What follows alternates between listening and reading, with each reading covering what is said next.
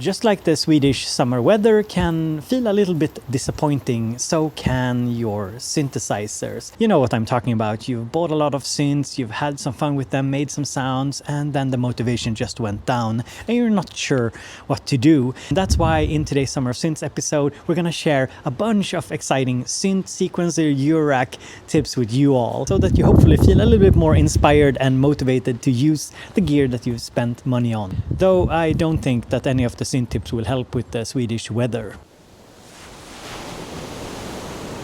Hello, my name's Jorb. I love gear. Bo has only given me a minute, so we don't have the time or the budget for a second camera angle. When he asked me for a tip or a piece of advice or a trick, I wanted it to be useful no matter what you were using, no matter what sort of a setup, no matter what kind of an instrument. So to come up with that, I sat down with synth I know really well. This is the Take 5 from Sequential. And I just designed sounds the way I normally would, and I focused a lot on what I was thinking about to make things more interesting. So what I landed on was modulating my modulators. For example, here's an LFO to the filter cutoff. It is interesting. It does make this patch something else. But if I want to modulate that modulator, I can send LFO2 to modulate the speed, the frequency of LFO1.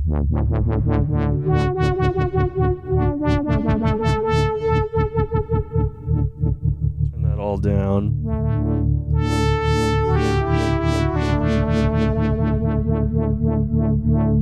That to me is so much more interesting than a static LFO. And unless you're really leaning into it being locked in time, then I think it's a great way to make things feel more alive. And of course, it doesn't have to be an LFO. So here's envelope 1, modulating the frequency of LFO1. You can hear it rise up, get fast, and then slow down as we go through the decay and the release stages. And of course, if you don't have a synth with the mod matrix, what's so nice about hardware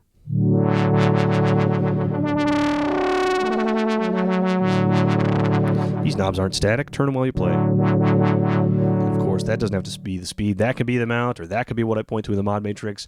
I could go on and on, but you get the point. Modulate your modulators. Make the things that make your sound more interesting, more interesting.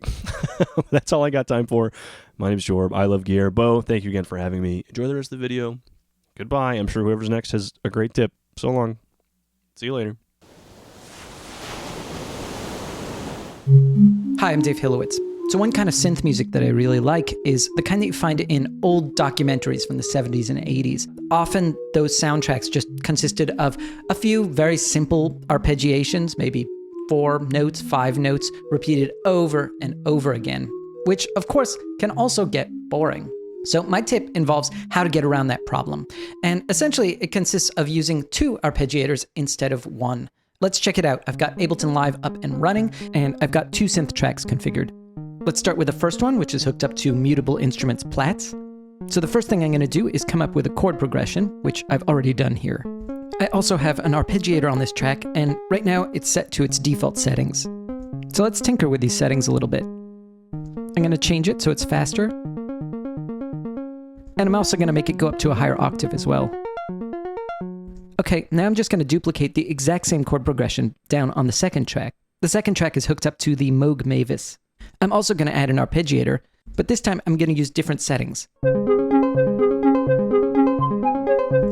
going to try a few different octaves and combinations. The goal is to find a sympathetic pattern so that the 2 arpeggiators play nicely with each other. In the end, I think I like it a bit slower. And just like that, we've added complexity to this super basic chord progression. And since the actual sounds we've chosen are very similar, a listener won't even necessarily notice that they're hearing 2 different instruments. Okay, I think that's it. Hope this tip was helpful. By the way, here's how that sounds with drums.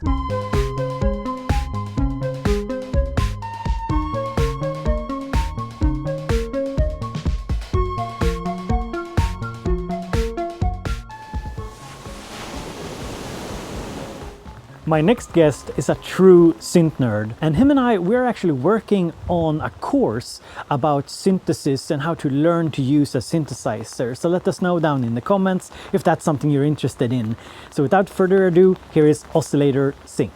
Hello, Oscillator Sync here.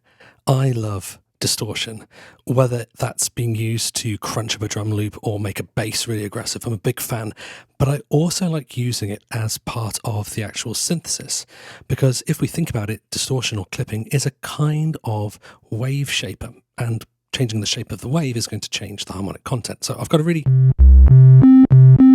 basic triangle wave here, and if we turn on my distortion pedal here, we can see and hear that the shape of the wave has drastically changed, squared it off. We've also kind of got a pulse width thing happening here. Now, the amount of wave shaping is going to be a function of the volume of the wave. So if I turn down the master volume here,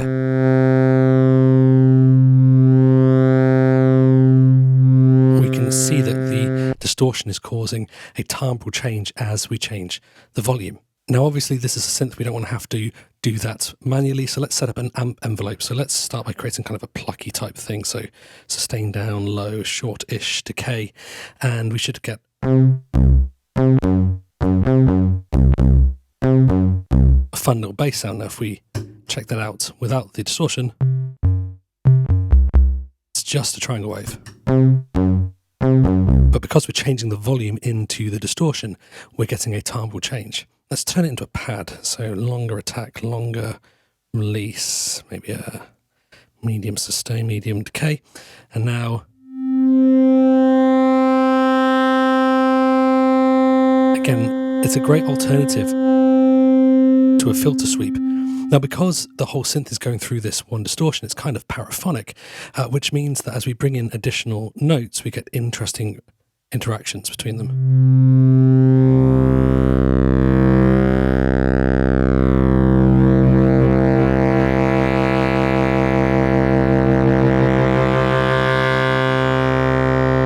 This is just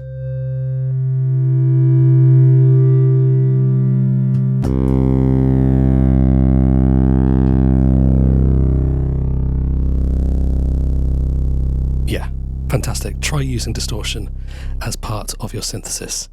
Bo, thanks for having me. Back to you.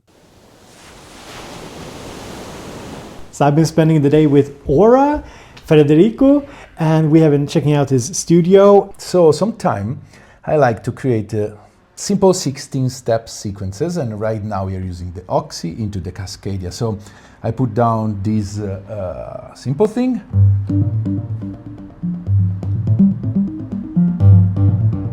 Which usually is something that loops very nicely. And then I will create another track. This one goes out on MIDI channel 1. And the second track will go out on the same MIDI channel 1. So basically it will still note from the first sequence. But the second sequence will gonna be a odd number of steps, in this case 7. So they will start interact and changing itself. So let's listen without. And now we'll add the second one. And this simple trick will give you a continuous variation to your initial sequence. And in a performance, you can just mute it and bring it in. And sometimes I use that with 4 or 5 different tracks and create a lot of new ideas and variation. It's pretty fun and simple. Thank you so much. Ciao, and thanks for visiting. My next guest is not just a synth nerd, but also a great artist. You definitely should go and check out his music. I've linked it all in the description, together with links for all the different guests. Here is Miles Away, which is also where the Swedish summer weather is. What's up, and thanks for having me back on the channel, Bo. So for my tip, rather than look at sound design, I wanted to show you how I like to use drones to create more interesting chord progressions on my synthesizers. The way that I see a lot of newer synthesis do their chords is like they would on a piano with basic triads.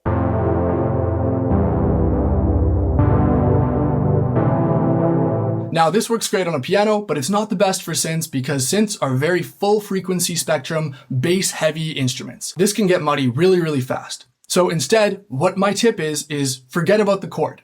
Just play the root note and then duplicate it an octave above or an octave below, your choice.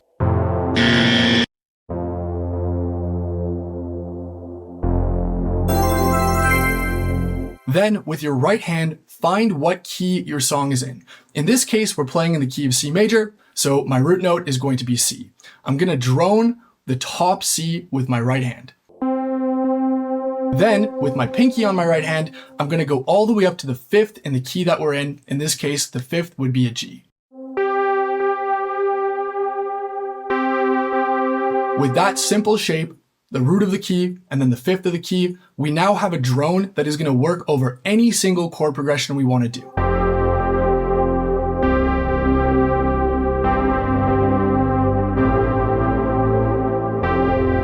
We're playing the same progression, but it sounds way better, way larger than life because we've gotten rid of the traditional muddy triads and replaced them with a simple bass line and a simple drone to convey emotion. Hopefully that short tip inspired you, and thanks again for having me, Bo. If you do want to get deeper on this topic, I did post a full-length video on improving your synth chords on my channel, but until then, I'll see you next time. Now, before we move on with the video, I want to thank this year's Summer of Synth sponsor, DistroKid.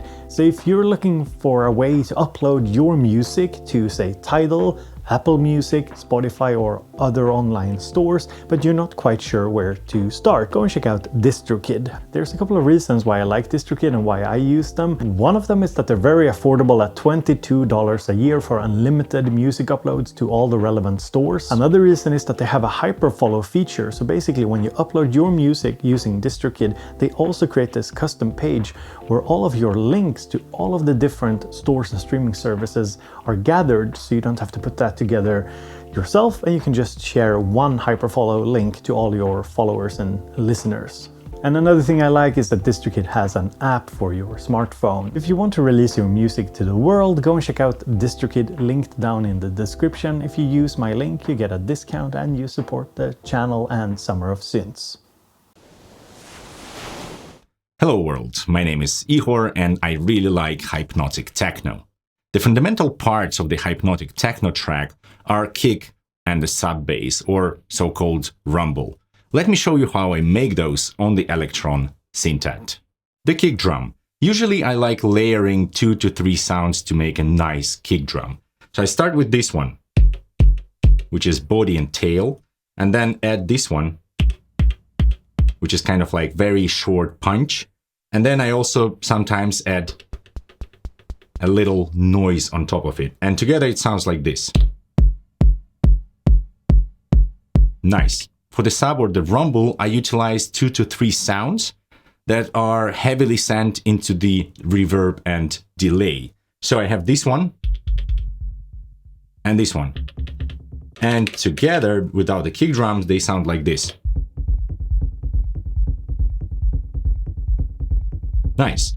And then with the kick drum, we already get some groove going. However, it's not enough yet because we need to mix the kick drum a little bit better. And to do that, I'm utilizing the analog effects track on the Syntakt, and I'm creating a sub mix by routing both of the subs and delay and reverb into this analog effects track. Now I can overdrive all of these sounds together and make them louder. But also I can go into the amp envelope, which is essentially inverted amp envelope that can reduce the volume where my kick is. And here I utilize a little trick. So on the kick drum, I have the amp envelope setting of note length plus 24 decay, and the note length is 0.75. So I can go and create exactly the same envelope over here on the effects track, but with a little of a tap to avoid the clicks. And now we can replicate the sequence of the kick drum on this effects track to trigger this envelope. And we have our kick mixed much better and have much more space to hit through. But we can take it one step further and go into the filter envelope, replicate the same envelope here, and use the high-pass filter to also dock the subs instead of docking only volume. And I like setting the filter envelope around 32 and the amp envelope depth around 32 as well. And as a result, we have a very nice kick and rumble.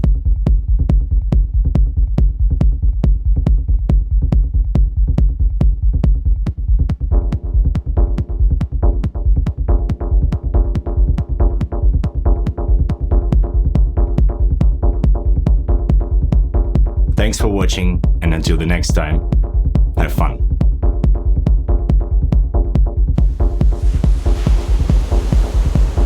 Hi everybody, Midlife Synthesis over here, and it's so nice to be back on Summer of Synths. My synth tip is something very simple, but quite fun indeed. You're going to need a mono synth, ideally with a paraphonic mode or duo mode, and some kind of sequencer. Now over here, I have the Subsequent 37 going through this beautiful Mako series Walrus audio pedal that's going to give it just a little bit of that flavor. So, the Subsequent 37 is going to be sequenced by the M8, and my tip is you should play over the sequence.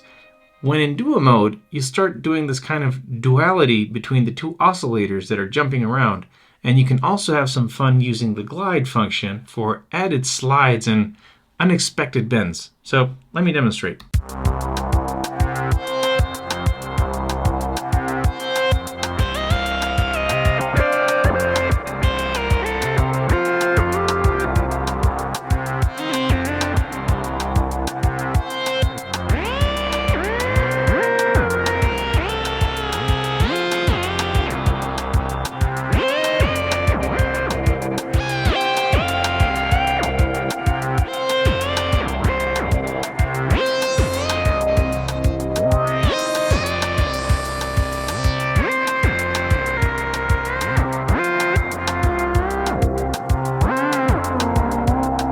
Now you can do this with any sequencer or some arpeggiators out there, and what's really fun is just hearing the oscillators jump around and kind of fight each other in this unexpected flourish of notes and bends and slides, and it's just a really fun way to jam and improvise something on the fly.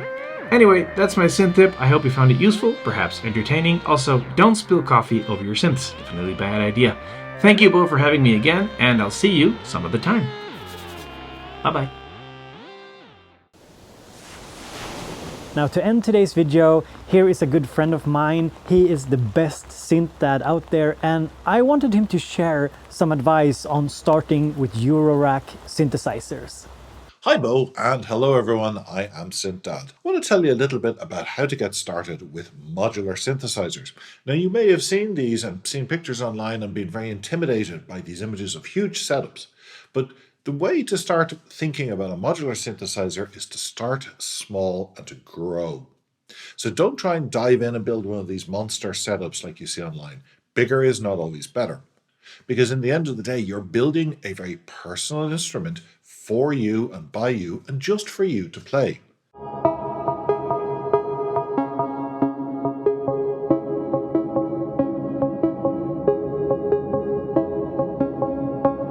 So how do you get started? What do you need? Well, to begin with, you're going to need a case. Like for example, this Kexa case I have from Nano Modules. This case is really good for beginners, I think, because it's got audio in, audio out, lots of utilities, plenty of space for your modules, and plenty of power to power them as well.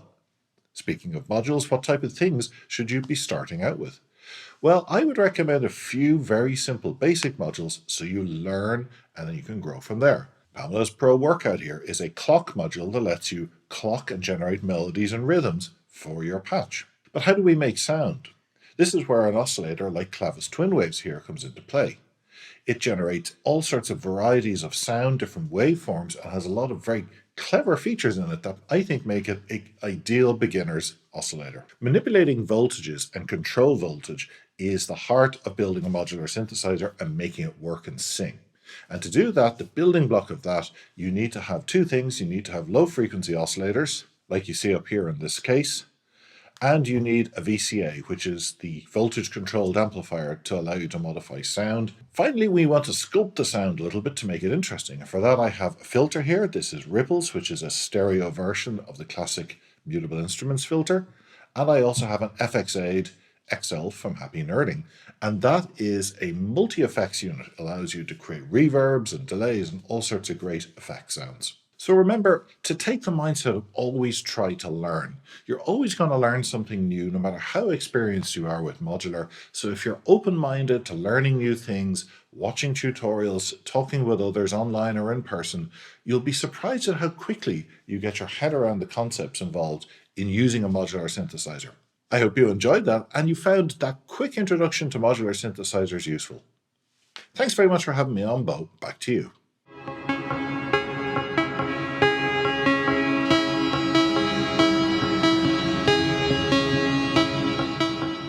So like I thought, these synth tips didn't help much with the Swedish summer weather, but hopefully it helped to motivate you trying something new with your synths or your music. A big thank you to all the guests, and make sure you go and check them out, linked in the description, because without the guests there is no Summer of Synths, and without the support of you all there is no Summer of Synths. Now I desperately want to get inside, because this Swedish summer weather is not very fun, and I'd rather play with my synthesizers. So talk to you all later.